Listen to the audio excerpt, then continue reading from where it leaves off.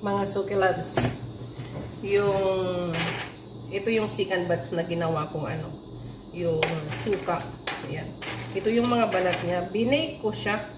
Parang naging mas okay yung resulta. Naging golden brown kasi maalikabok sa labas. Hindi ko na siya pwedeng ibilad kasi maaalikabukan.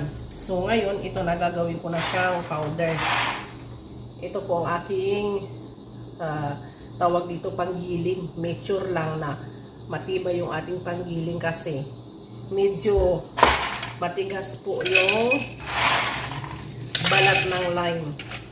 Pagka ang gilingan hindi siya matibay, pwedeng masira yung blade kasi medyo matigas siya. Hindi siya medyo matigas talaga yung balat. Medyo mahirap siyang gilingin. Kaya make sure lang na ang ating panggiling is matibay-tibay.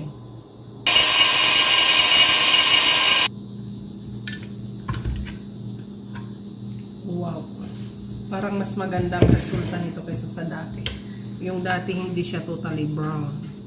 Ito parang maganda. Ganito kasi yung mga texture na gusto ni Madam. Tingnan nyo. Yan. Maganda tong gilingan na to. Maraming pakinabang. Pero hinuhugasan ko siya dito yung loob kasi pag maggiling ako ng kape, ayaw kasi nila nang nakahalo yung amoy. Ayan, parang ang ganda niya. Ayan. May sahog na po ako. O, diba? Dito rin nanggagaling yung mga Arabic spices na mga nabibili sa tindahan na mini-mix lang nila. Mga kung ano-ano mga coriander, parsley, paminta, mga cardamom. Ganito lang pala gumawa. Ayan. Brown na siya, powder na siya. So, isusunod ko naman yung aking tawag dito chili flakes. Kasi ang chili flakes dito ko siya ginagawa. Dito. Kasi eto siya, hindi siya pwedeng ihalo dito dahil mag-aanghang yung aking ito po siya mga Suki Loves. Yan. Kasi, kaysa bumili ka ng, kung may mga sili po kayo dyan na hindi nyo na nagagamit, ibilad nyo lang. Kung meron kayong mga oven, try nyo i-bake para tumigas. Ang ginawa ko dito, binubutasan ko siya ng konti dito. Para yung katas niya, pag binake ko siya, is lalabas dito sa balat niya. Kaya ngayon, ito na, igigiling ko na po siya para maging may chili flakes na ako. O, diba? Yun lang. Ganun lang kadali. Kasi may chili flakes na nabibili sa grocery. Pero mas masarap pag homemade.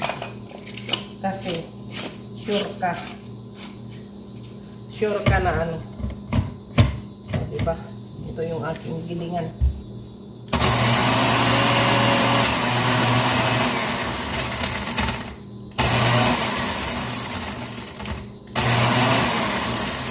Pag giniling ko siya, alalay na kasi.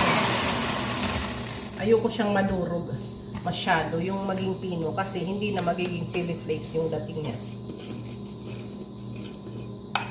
Wow, perfect. Perfect po talaga siya. Pumasok sa ilong ko.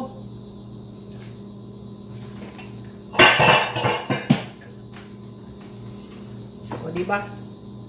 Ito na siya. Taran! Ganito lang mga gumawa ng mga ng mga ganitong sangkap. Lalo kapag mayroon kayong mga pizza, gumagawa kayo ng mga sandwich. Kasi ito piniflavor din nila to sa pizza kasi hindi naman siya maanghang eh.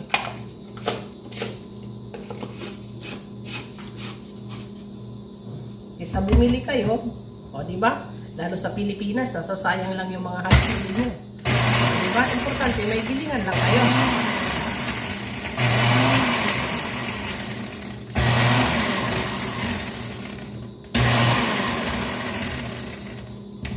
Yun. Sa Pilipinas kasi, Parang wala akong nakitang ganito. Yung aking kasi, galing yun dito, pinakargo ko. Yan. O, diba? Ganyan lang. O, see? Ang dali lang gumawa ng chili flakes.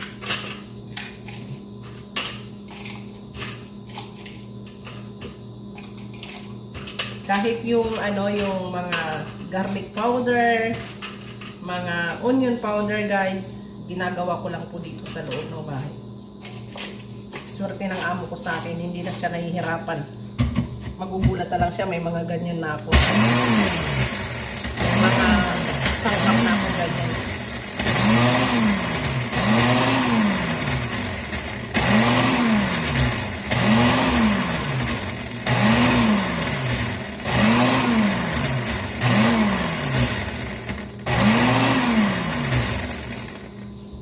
Diba? Ulit-ulit lang. Hindi ko lang binibigla yung aking panggiling kasi hindi gaganda yung resulta kapag punong-puno. Diba? Yan. Marami rin akong nagawa.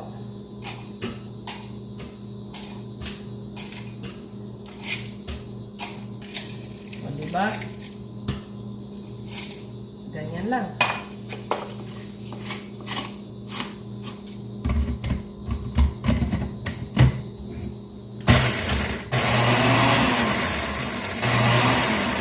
Paggiling ko, hindi ko siya dinidire-diretso. Pwede siyang dire-diretsohin kasi